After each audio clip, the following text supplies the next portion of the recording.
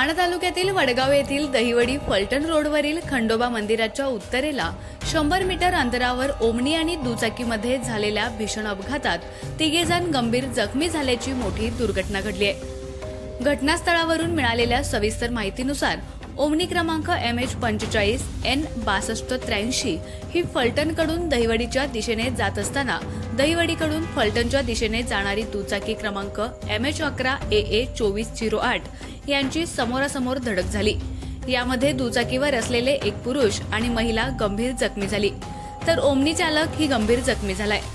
अपघातानंतर जमा झालेल्या लोकांनी रुग्णवाहिकेशी संपर्क साधून तिघांनाही तातडीने रुग्णालयात हलवलं असल्याची प्राथमिक माहिती घटनास्थळावरून मिळाली।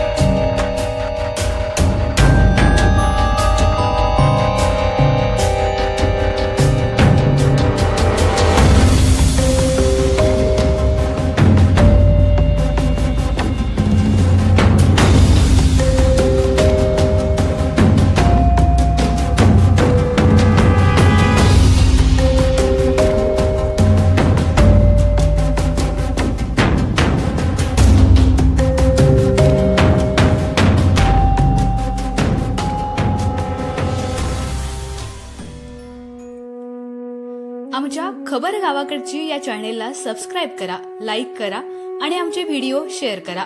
धन्यवाद।